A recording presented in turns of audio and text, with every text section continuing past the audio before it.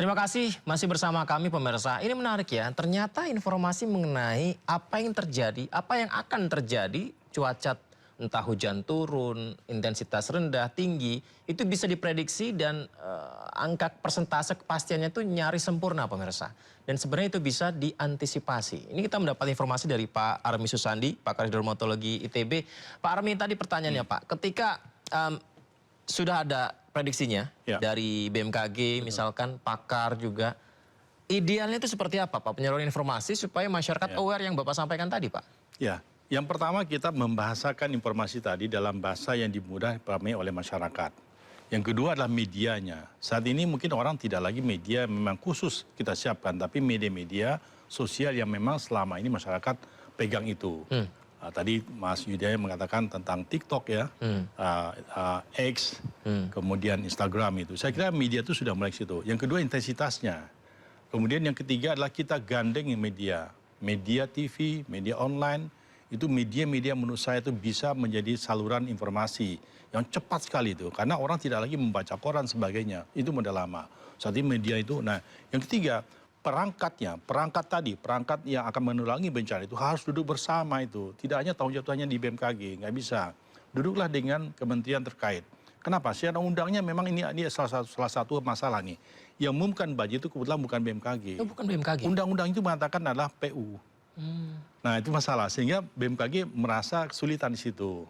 Makanya duduk bersama nih. Jadi ada BMKG, ada PU, BPBD, atau BNPB, dan yang ketiga yang paling penting sekali pemerintah daerah, Pemkad dan Pemkot itu duduk bersama. Jadi pada saat tertentu, misalnya katakan seperti ini tanggal 25 Natal Mas, jam 7 pagi, ini harus sangat kuat sekali di Banten itu, sehingga nanti penyebaran itu akan jadi masalah itu. Penyebaran akibat apa? Akibatnya bisa terjadi adanya rob atau karena harus kencang. Dan itu akan macet total itu menurut saya itu tanggal 25 Desember ini. Tanggal 25 Desember. Ini merah sekali nih. Jadi merah sekali nih. Ini berarti artinya pada saat hujan tinggi maka kemungkinan gelombang tinggi, angin kencang. Jadi akan terganggu adanya transportasi dari Merak ke Bakauheni dan sebaliknya itu. Nah artinya apa? Sudah duduk bersama, apalagi ditambah dengan ASDP dan sebagainya ya.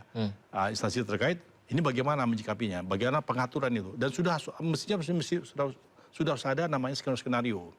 Bagaimana kita mengatur supaya jangan sampai macet. Mana kita dahulukan, apakah bahan pokok dan sebagainya begitu. Sehingga setidaknya dalam satu hari kita sudah antisipasi. Mesti ada planningnya, itu yang paling pentingnya Mas Yudi. Kalau tidak ada, seakan-akan kita ya sudah, bagaimana nanti? Nggak bisa harusnya tuh. Loh sudah ketahuan kok. Sekarang tanggal 19. Tanggal 25 kita sudah tahu apa yang terjadi di masa mendatang. Setidaknya kita probabilitasnya sangat tinggi ini. Karena kalau 5 hari ke depan tuh kemungkinan besar tuh pasti akan terjadi. Jadi probabilitasnya bisa sampai di atas 80-90% yang akan terjadi. Jadi kita siap-siap untuk itu. Nah tadi makanya informasi dengan baik dalam bahasa tertentu, kemudian kita siapkan perangkatnya itu. Dan masyarakat kan sebagai ini, pelaksana. Kan yang mendalikan negara ini adalah komponen tadi itu. Mereka yang akan bekerja dan masyarakat akan mengikuti itu semua dengan baik. Sehingga bisa lebih teratur dalam menghadapi potensi bencana tadi itu. Ini mumpung ada Pak Armi nih, entah apakah ini keluar dari konteks tema kita atau tidak begitu Pak Armi ya. Banjir bandang, tanah longsor. Murni faktornya karena cuaca hujan deras intensitas tinggi dan lama. Apakah benar itu Pak? Alam tadi hanya men-trigger. Jadi yang namanya hujan tinggi, cuaca ekstrim itu men-trigger saja bencana yang terjadi. Kalau alam kita masih baik, tata ruangnya masih kita patuh, kita mematuhinya, deforestasi kita tidak terlalu tinggi, maka kemungkinan besar tidak sebesar itu. Pasti akan bencana, tapi tidak sebesar itu. Secara tampak kasat mata bisa kita lihat, kalau umpamanya ternyata yang keluar itu airnya kuning, maka dipastikan tuh ada yang terbuka di hulu kita. Nah, tata kelola ini perlu kita benahi bersama nih, sehingga kita tidak hanya membiarkan saat ini, tapi masa datang pun tata kelola, tata ruang ini mesti kita siapkan juga untuk bencana sebesar kemarin tuh. Karena ternyata kalau katakanlah seperti ini, ternyata hanya 31 kota kabupaten yang siap menghadapi bencana ini. Sisanya belum. Ini data BNPB ini. Artinya apa? Bencana seperti yang biasa-biasanya Mas Yudi. Bukannya kemarin itu. Nah apalagi kalau kita tata ruang kita sudah ada banyak tidak disiplinnya, kemudian sebagainya itu. Maka menurut saya ini PR-nya besar sekali. Pada siapa? Pada masyarakat kita. Karena biayanya yang kita butuhkan untuk recovery itu mahal sekali dengan keuntungan yang kita dapatkan saat ini. Menurut saya ini yang perlu kita pertimbangkan di masa mendatang sehingga ini lebih besar kita bagaimana menseimbangkan antara pembangunan dengan keberlanjutan pembangunan. Sustainable development itu penting sekali. Sehingga apa? Masyarakat bisa dengan senang ada pembangunan.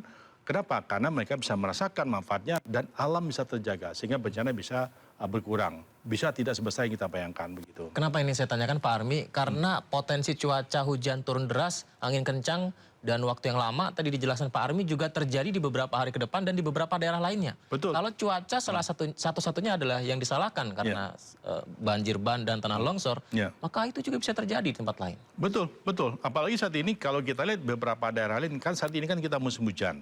Potensi cuaca ini akan membuat tanah itu jenuh karena sudah tidak air. Artinya apa? Lama-kelamaan maka dengan trigger hujan yang agak panjang lagi atau hujan tinggi, maka bisa akan longsor terjadi atau banjir terjadi. Saya kira ini kondisi ini kan kondisi yang sangat-sangat sudah mulai jenuh nih. Jenuh dan ini tidak akan berhenti. Bagi mengatakan bisa sampai bulan Februari atau Maret seperti itu. Atau puncaknya Januari ini. Januari, Februari, Maret dengan lokasinya. Sumatera itu Januari. Kalau Jawa itu bulan Februari puncaknya, kemudian sisanya bulan Maret itu. Nah artinya apa? Kita siap para puncaknya. Artinya BMKG mengatakan belum puncak ini. Nah ini kita sudah mulai kelabakan ini. Saya kira Mas Yudi ini ya mau tidak mau kita harus benar-benar menata nih. Setidaknya kalau sekarang ini kita harus menghindari dulu, menghindari dari potensi bencana yang akan terjadi. Misalnya kita untuk berpergian tahun 25 kita hati-hati dan sebagainya. Apakah di perjalanan ataupun di mobil dan sebagainya nantinya. Itu perlu kita awasi dari sekarang ini. Baik, kita kembali ke laptop. Siap. Ini kalau kita kembali bicara tentang prediksi dan analisa sendiri Pak. Ini bentar lagi kan tanggal 25 liburan, ada yang juga bepergian jauh begitu. Di wilayah Jawa Barat juga termasuk yang paling aktif ketika masyarakat memanfaatkan waktu liburnya begitu, apalagi tahun baru. Betul. Nah ini bagaimana Pak, potensi pergerakan tanah atau longsor saat melewati jalur perbukitan? Setidaknya tanggal 25 atau tanggal 31 saya menyarankan untuk tidak terlalu banyak ke puncak begitu ya. Tanggal 25. 25. Karena ternyata Tidak 25 ke puncak begitu. Bogor, oke. Bogor, betul. Karena ternyata curah hujan cukup tinggi saat itu. Nah, kemudian tanggal 31 juga sama. Kalaupun iya, menurut saya perlu ada opsi-opsi lain. Tidak perlu ke puncak semuanya, sebagian. Karena pada saat cukup deras hujan di situ. Nah, dan kita bisa amati juga Mas Yudi, kapan akan terjadi namanya longsor itu. Misalnya contoh begini, yang sederhana misalnya pada saat jalan sudah mulai retak, kemudian ada kerikil-kerikil yang turun, dan apalagi sudah mulai ada air yang keluar tuh warnanya kuning itu. Nah maka hati-hati, maka potensi longsor akan terjadi di tempat itu. Dan ini menurut saya di daerah puncak itu daerah yang cukup rentan, karena mungkin Pak Gubernur Jawa Barat juga menyatakan deforestasi cukup tinggi di Jawa Barat. Nah saya kira ini daerah yang perlu kita awasi.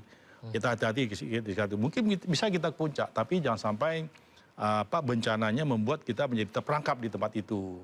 Termasuk juga Pantura nih. Pantura juga? Pantura ini juga sama ini. Ini Pantura ini sudah menjenuh. Karena Pantura ini daerah yang memang disapu terus sama curah hujan. Contoh seperti ini disapu terus nih. Nah, dia dari selatan ke utara, masuk ke wilayah selatan dari wilayah Jawa. Jadi lama-lama dia jenuh itu. Nah ini menurut saya ini perlu kita perhatikan. Jadi kalau misalnya ada bukit-bukit di sekitar sini, maka berpotensi terjadi longsor dan terjadi di daerah Pantura. Maaf Pak Armi, ini berarti tanda merah itu artinya seperti apa Pak? Tanda merah ini adalah curah hujannya paling tinggi. Jadi curah hujan paling tinggi? Betul, ini seperti ini skalanya. Ini merah ini adalah 50 mm, yang warna hijau ini adalah rendah. Jadi ini seperti ini nih, ini badai bibit siklon tropis 93S. Tinggi sekali curah hujannya itu. Nah, ini cukup tinggi, ini tinggi sekali, ini tinggi. Nah, tinggi sekali ini. Jakarta kena kan ya. Tahun 25 nih, 25 Kamis. Nah, ini tadi daerah selatan.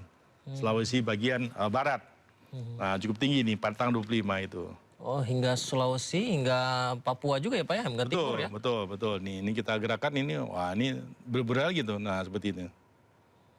Nah, ini sudah lebih baik lagi dia.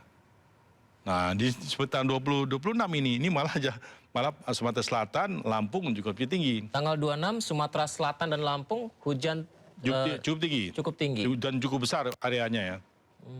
Dan termasuk di Jawa Tengah ini, Jawa Tengah. Oh iya, Jawa Tengah juga ya. Nah, Jawa Tengah itu. Ya agak ini wilayah Bali kali Pak ya? Bali lumayan lebih baik dia itu. Lebih baik ya di tanggal 6 hujan reda ya? Ya betul. Jadi kombinasi ini Mas Yudi, kombinasi yang utara dan selatan ini mengepitnya bertemu di tengah-tengah begitu. Dulu tuh tidak ada ini.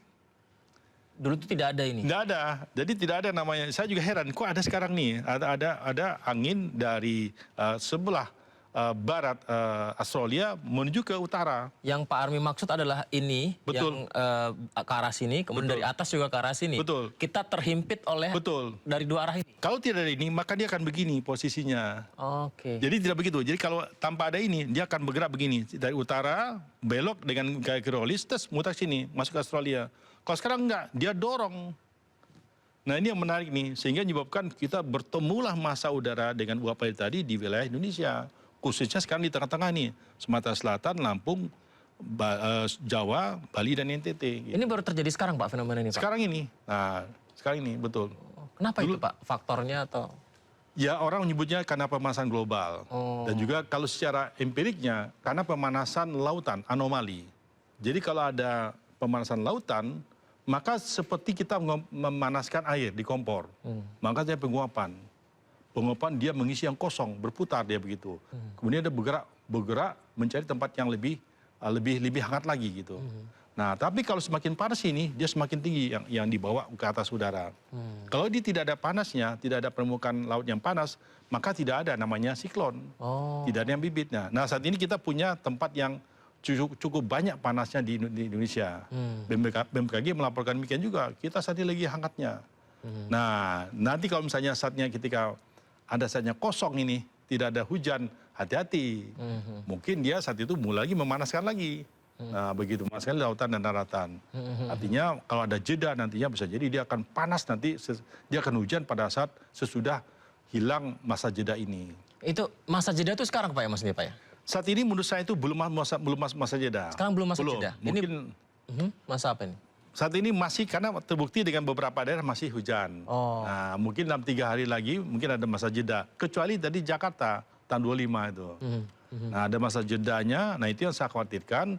Tanggal 26 mungkin jedanya tidak panjang juga ini.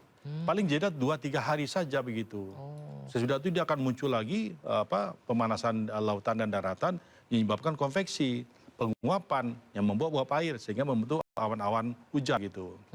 Jadi sekarang sedang masa hujannya, jedanya hanya sebentar. Paling 2-3 hari saja, kemungkinan akan muncul lagi.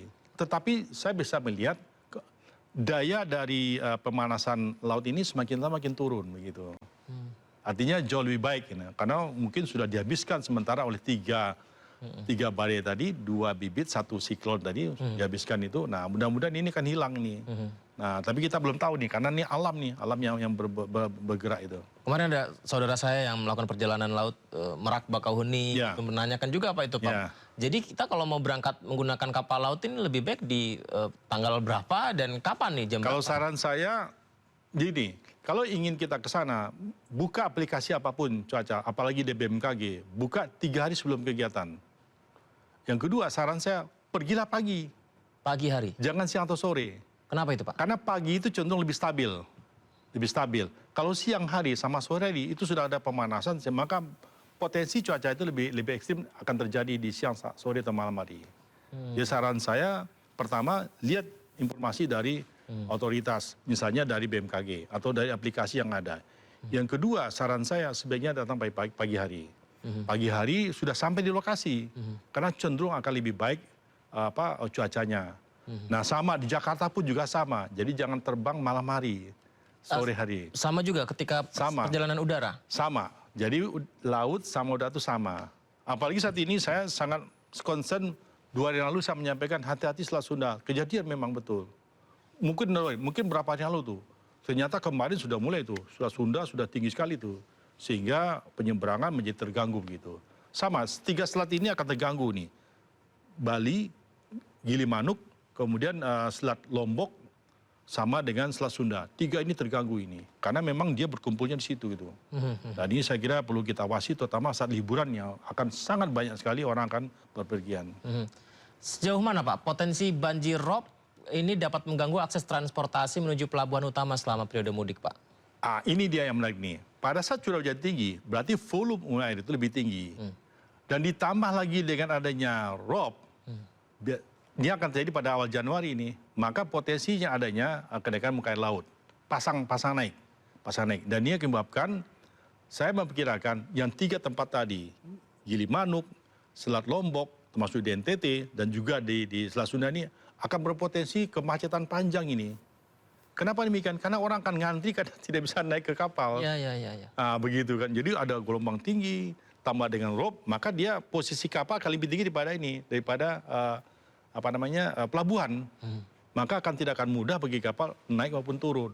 Namun saya ini perlu perhatikan terutama pada saat awal adanya rob ini pada saat bulan purnama begitu. Nah ditambah lagi musim hujan, menurut saya ini akan membuat potensi tadinya tidak mudah bagi kapal untuk merapat dan sebagainya.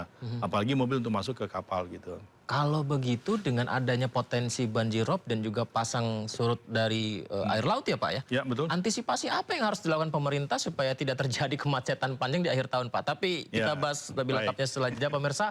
Kita segera kembali tetap bersama kami.